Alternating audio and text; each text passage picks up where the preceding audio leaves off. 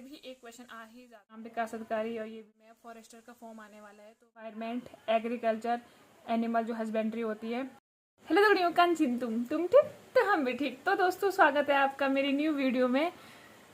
तो दोस्तों कितनी दोस्तों करती मैं तो मेरे प्यारे मित्रों, जस्ट इससे पहले आपने मेरी ग्रुप सी के लिए जो मैंने बुक लिस्ट की वीडियो डाली थी, आपने वो जरूर देखी होगी। और उसमें मैंने कहा था कि अगर आपको कोई भी और डाउट होते हैं तो आप मुझे इंस्टाग्राम पर मैसेज कर देना। तो मुझे करीब 100-200 से ऊपर मैसेज आ रखे थे और मैंने उसी दिन से रिप्लाई करने शुरू कर दिए थे। मुझे पता था कि मुझे फिर ऐसा कुछ बहुत ज़्यादा टाइम नहीं मिलने वाला रिप्लाई करने के लिए दोस्तों, लेकिन मैंने सबके रिप्लाई कर रखे हैं। अब ऐसे मत बोलना कोई कमेंट में कि मैंने हाई लिखा था तूने रिप्लाई नहीं किया दोस्तों, तो अब ऐसे तो मैं रिप्लाई नहीं करूंगी ना। मतलब जिसने मुझे पूछा था ग्रुप सी के बारे में, तो मैंने उसके डायरेक्ट मैसेज कर रखे थे और किसी से मैंने मतलब इंस्टाग्राम कॉलिंग पे बात करी, मतलब जितना मुझसे हो सकता था।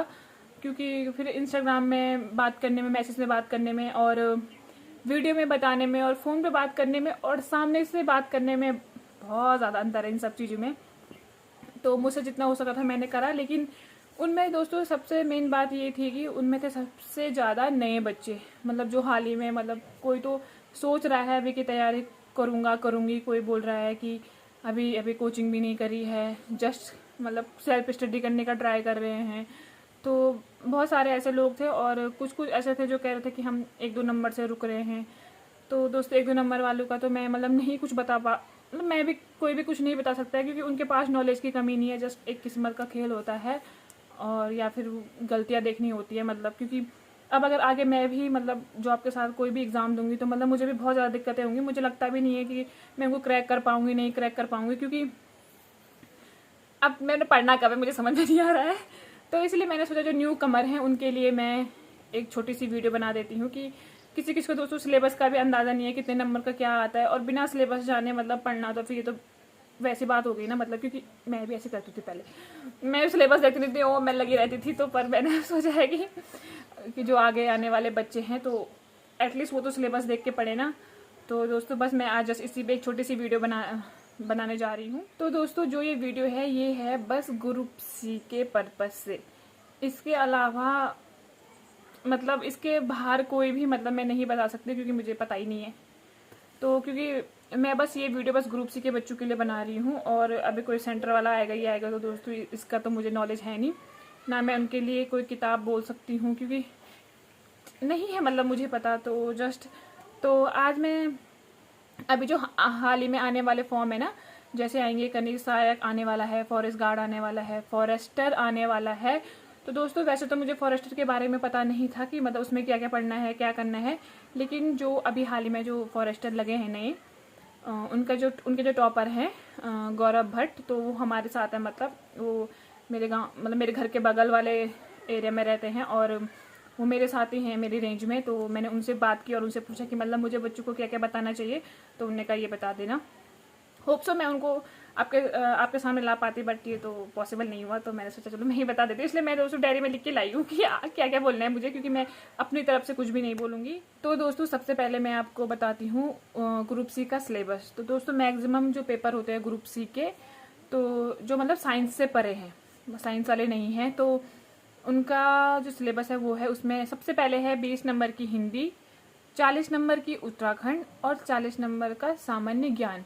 तो उस सामान्य ज्ञान के अंतर्गत दोस्तों सामान्य बुद्धि आती है, मतलब रीजनिंग 10 नंबर की, और करंट अफेयर वो कभी 6-7 कभी 8-10 ऐसे अपने हिसाब से डाल देता है।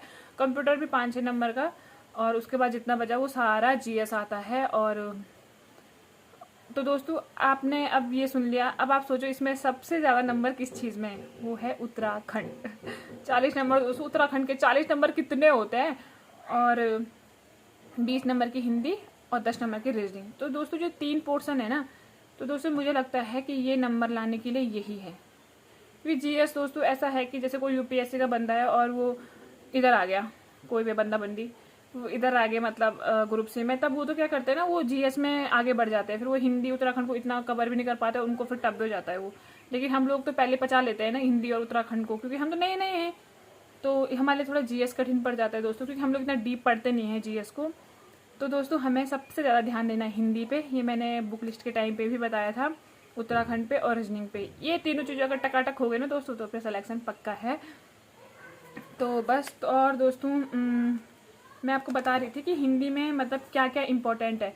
अब मैं ऐसा नहीं बोल सकती कि आएगा यहीं से आएगा, लेकिन दोस्तों ये जो कुछ कुछ है ना इनमें ऐसा है कि मतलब आते ही आते हैं। मैंने ऐसे देखा है, इसलिए मैंने थोड़ा बहुत ध्यान किया इस बात पे कि बात सही थी कि नहीं थी। और उनका ऐसा होता है कि हाँ आते हैं, कभी उनसे नहीं आते हैं, लेकिन इससे तो है आता ही आता है जितना मुझे ध्यान है भाई। तो दोस्तों हिंदी में सबसे पहले वर्णमाला, इससे भी एक क्वेश्चन आ ही जाता है दोस्तों, इसलिए आप ना बेसिक गलत मत करें दोस्तों। बेसिक पे बहुत ज़्यादा ध्यान दें क्योंकि पेपर में जाके बेसिक ही गलत होता है। क्योंकि दोस्तों मैंने तो बेसिक नहीं करते थे गलत, क्योंकि मुझे बड़े सवाल आते ही नहीं थे तो दोस्तों बेसिक कभी भी गलत नहीं करना होता है। जो कह रहे थे ना 1-2 नंबर से रुक रहे थे दोस्तों, उसमें बेसिक ही गलत होता है। इवन सबका ही बेसिक गलत होता है, तो मेरे बहुत कम होते दोस्तों बेसिक गलत। मुझे बड़े सवाल एक नहीं आते थे, मैं उनको ऐसे छोड़ देती थी। तो दोस्तों इसलिए बेसिक गलत नहीं करना है। तो हिंदी में है सबसे पहले वर्णमाला, इससे एक सवाल आता ही आता है। संधि और पर्यायवाची विलोम, तो दोस्तों इनसे भी आता ही है भाई। मैंने तो जितना देखा आज तक कभी नहीं हुआ कि मतलब बहुत कम हो रखा है कि इनसे नहीं आया होगा। तत्सम तद्भव, शुद्ध अशुद्ध, देशज विदेशज जो फारसी अरबी ये वाले हैं, और लोकोक्ति, ये मुझे बोलना नहीं आता है, लोकोक्ति। हाँ तो दोस्तों ये हैं और इनसे आता ही आता है। और आप बोलोगे कि अब हिंदी मुझे कैसे पढ़नी है, तो दोस्तों अब मैं ऐसे नहीं बोल सकती ऐसे पढ़नी है, बट ऐसा है कि आप हिंदी को बहुत ज़्यादा टाइम दे दो और आप हिंदी को थोड़ा फील करो कि हाँ मतलब उसको डेली यूज़ में लाओ, तो ऐसा। और इसमें जो अरबी फारसी शब्द है ये भी लोगों को याद नहीं होते दोस्तों, तो हम लोग तो ऐसे कहानी बनाते थे ना, तो आप लोग भी दोस्तों ऐसी कहानी बनाए। जैसे फारसी शब्द है तो हम कहते थे फारसी मतलब फरसा, तो फरसे से इसको मारा उसको मारा, तो ऐसे कुछ डुप्लीकेट कहानी बनाए और ऐसे याद करें। और पर्यायवाची विलोम को भी दोस्तों याद करें, मतलब आते जाते याद कर सकते हो आप। जैसे आपने याद कर लिया और फिर अपने दोस्त को पूछ लिया या मुझसे पूछ कि ये किसका पर्यायवाची है, ये किसका विलोम है, तो ऐसे में दोस्तों याद हो जाता है। अगर ऐसे पढ़ोगे तो रटने वाली चीज़ें ऐसे में थोड़ा याद नहीं होते, क्योंकि दोस्तों ये तो रटने वाली ही चीज़ें हैं। और हिंदी में फिर जो इसके बाद का जो एक्स्ट्रा बचता है, जैसे अब वो संज्ञा सर्वनाम, इतनी सारी चीज़ें अंदर है, तो इसका फिक्स नहीं होता कि आएगा ही आएगा, बट पढ़ना तो है ही ना दोस्तों अब आगे तब। तो मैंने ये इंपॉर्टेंट बताए हैं कि इनसे आता ही आता है।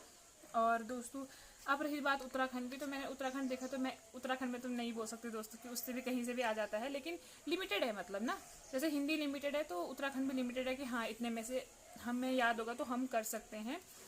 तो ये मतलब तो दोस्तों मैंने थोड़ा मैंने नोटिस किया है, जैसे मतलब उत्तराखंड में जो नदी वाला पार्ट है, वन वाला है, जनसंख्या वाला है, और कभी कभी योजनाएं, और उत्तराखंड की करंट।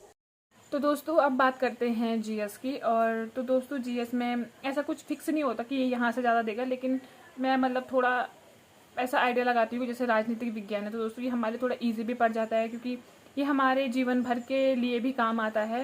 जो हमारा संविधान है तो हमेशा काम आएगा, तो इसको थोड़ा ध्यान से पढ़े दोस्तों, क्योंकि इसके क्वेश्चन ना मुझे लगता है कि बहुत कम गलत कर सकते हैं हम, अगर हमको एक बार आ गया तो। और इतिहास है ये भी रटने वाला है तो दोस्तों। और अब भूगोल वगैरह जो भी, भूगोल तो समझने वाला, तो इसको अच्छे से समझे, क्योंकि अगर इसको आप प्रैक्टिकली लेंगे तो फिर करने में ईजी हो जाता है। और अर्थशास्त्र का दोस्तों मैं थोड़ा बोलूँगी कि ऐसा नहीं है कि अर्थशास्त्र में आप अंदर ही घुस गए, क्योंकि इसका फिक्स नहीं होता है, वो देगा नहीं तो कभी तो एक क्वेश्चन भी नहीं देता है दोस्तों। तो इसको मतलब मोटा मोटा मतलब जितना आपको सही लगे वैसे पढ़ना। अब बात करते हैं जो आने वाले फॉर्म है। तो अभी आप लोगों ने भी अखबार में पढ़ा होगा कि जो फॉरेस्टर है मतलब वन दरोगा, तो उसके फॉर्म आने वाले हैं। करीब 156 पोस्टें उसमें खाली हैं, ऐसे मुझे सर बता रहे थे। तो वो कह रहे थे कि अगर आपको मतलब उसके लिए पढ़ना है तो आपको 12th लेवल तो उसका बेसिक पढ़ना पड़ेगा, 9th 10th। और दोस्तों इसमें जो 70 से 80% जो पेपर बनता है वो 9th 10th के पेपर से बनता है। अगर आपको एक्स्ट्रा मतलब जैसे बोलता है अगर आपको टॉपर बनना है तो ये उनकी लाइनें थी दोस्तों, वो टॉपर है तो बोलेंगे ही ना।